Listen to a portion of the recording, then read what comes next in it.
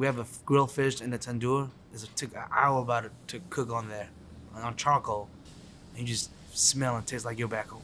It's the lunch hour rush at Pasha Rest and Cafe, and the heat is on in the kitchen to live up to its reputation. You want authentic Middle Eastern food? You want authentic Kurdish food? The best cuisine in Virginia? And that's guaranteed.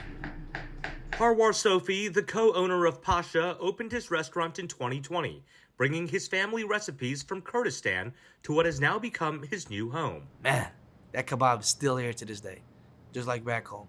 You grab that meat, it just falls off just like back home. Parwar isn't alone. Within a few miles, you can find other restaurant owners and chefs also offering a wide range of cuisine from their homelands. But this isn't New York City or the D.C. area. Harrisonburg isn't a big city. In fact, there are only about 54,000 people who live here. But it is one of the most diverse cities in the state of Virginia, and that diversity is reflected in its food. Harrisonburg has one public high school, and there are over 60 languages that are spoken in that high school.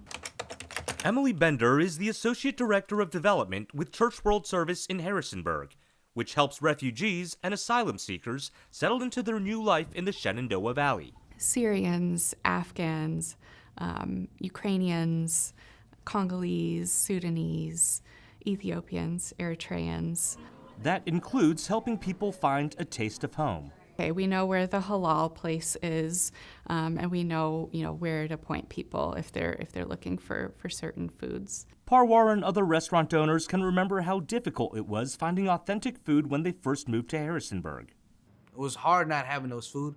It was a little bit depressing because it was like you were missing out of what you were used to. Just ask Veronica Avila. Being Mexican and having that background, I was like, oh, this is not Mexico. Veronica grew up in Mexico and California. Thanks to people like her, it's now becoming less of a problem. Over 300 variety of food options here. It's huge, humongous. Veronica opened Tacos El Primo in 2006, serving authentic Mexican cuisine in the very first registered food truck in the Shenandoah Valley. It kind of brings us back to our culture, to what our heritage is from families, right? And it's passed along to our kids.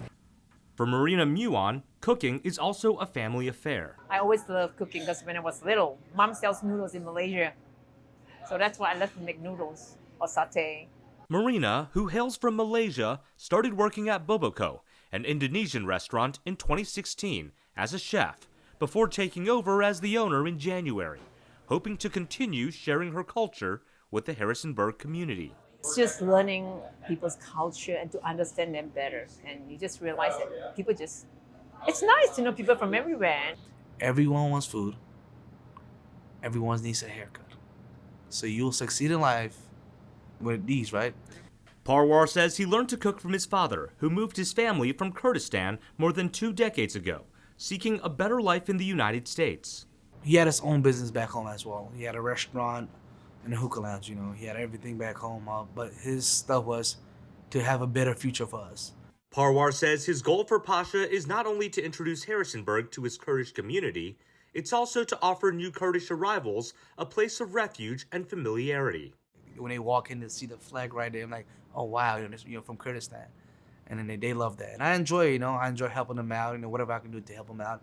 Parwar and other restaurateurs hope their kitchens stay busy and their dining rooms stay packed, and that sharing their food can create a more inclusive and tastier community in Virginia.